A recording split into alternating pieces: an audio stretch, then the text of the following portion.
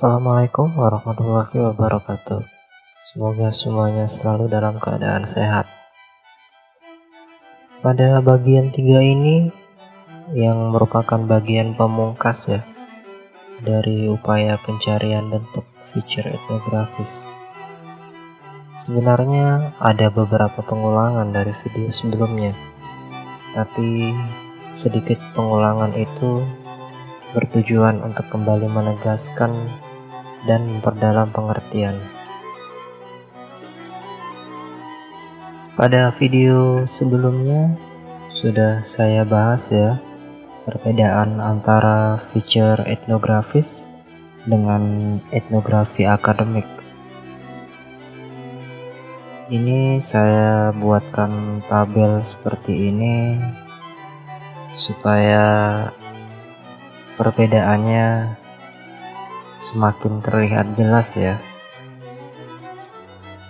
Baik, seperti yang di video sebelumnya ya.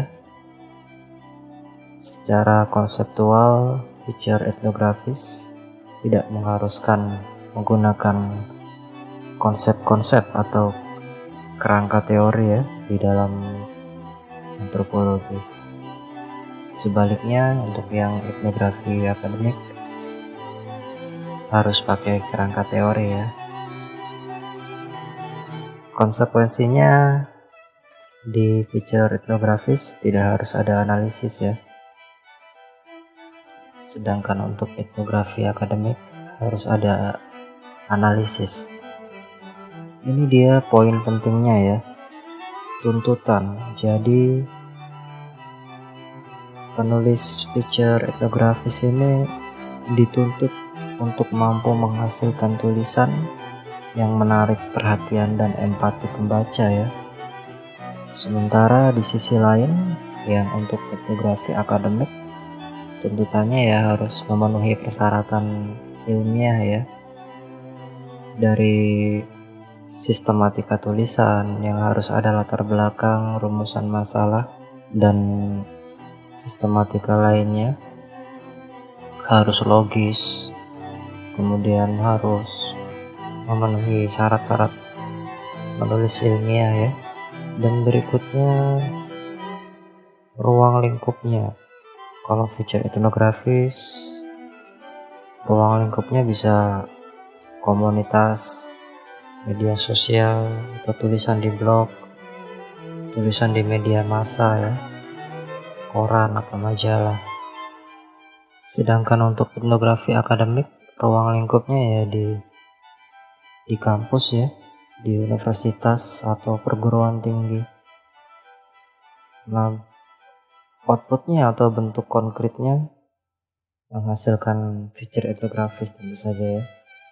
Sementara di sisi lain yang etnografi akademiknya menghasilkan skripsi, tesis, jurnal ilmiah, dan publikasi akademik lainnya.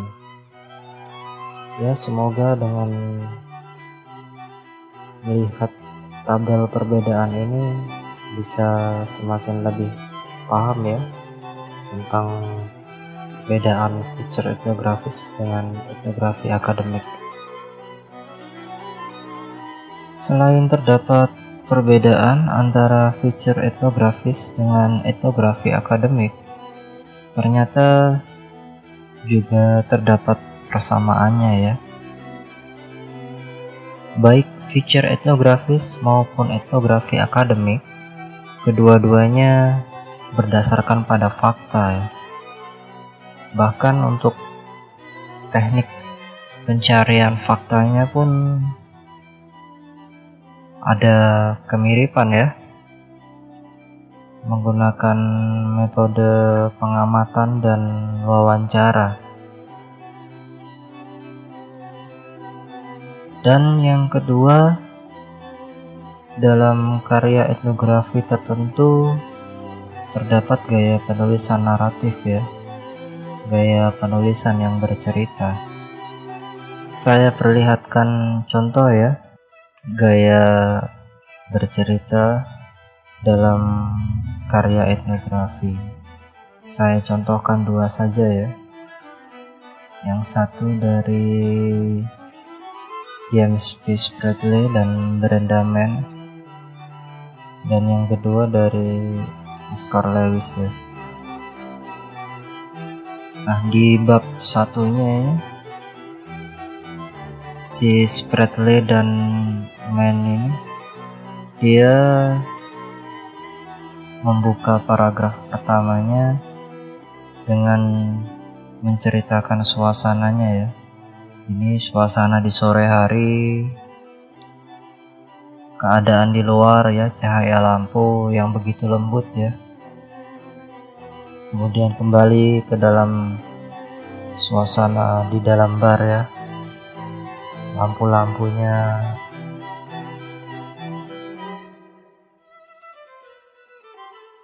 kemudian orang-orang yang berada di dalamnya.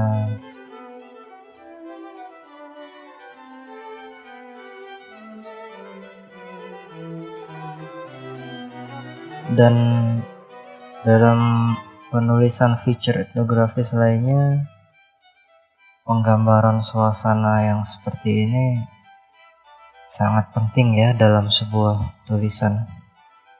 Kemudian ini ada suara-suara orang-orang yang ada di dalam barnya ya.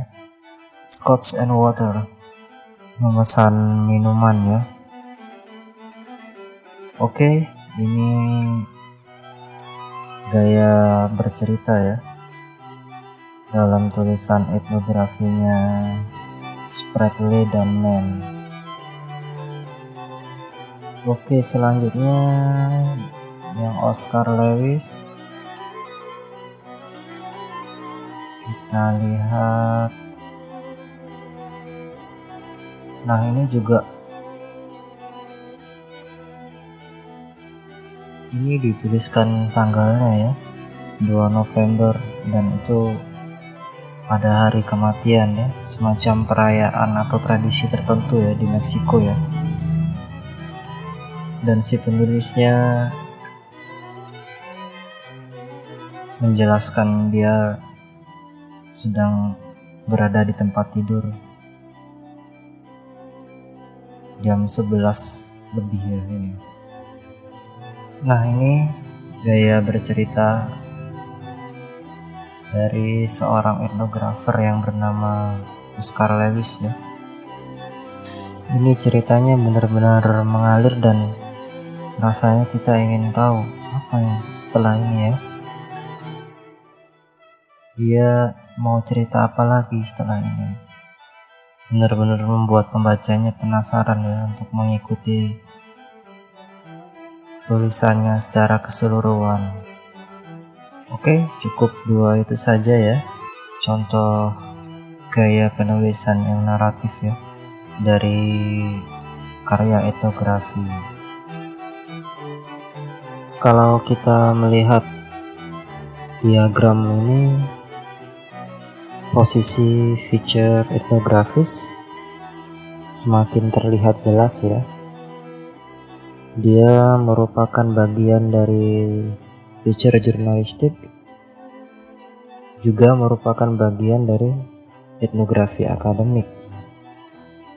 Dikatakan bagian dari feature jurnalistik karena tujuannya untuk mencari perhatian pembaca ya. Dikatakan bagian dari etnografi akademik karena topik-topiknya ya yang mirip dengan kajian antropologi. Ya, semoga dengan diagram ini pemahaman kita mengenai feature etnografis bisa semakin lebih dalam ya. Upaya pencarian bentuk sebuah feature etnografis ini bila diibaratkan membangun gedung, maka ia telah menghasilkan suatu pondasi ya. Mulai dari video pertama tentang alasan kenapa bangunan itu harus ada ya, yaitu tentang background situation kemunculan Confess hingga pada material-material pondasinya ya, yang berupa pengertian feature, karakteristik feature etnografis, dan perbandingannya dengan etnografi akademik. Kalau begitu, selanjutnya kita akan membangun bagian-bagian lainnya ya, sedikit demi sedikit. Oke, sekian dulu. Sampai jumpa di video berikutnya. Semoga semuanya selalu dalam keadaan sehat. Wassalamualaikum warahmatullahi wabarakatuh.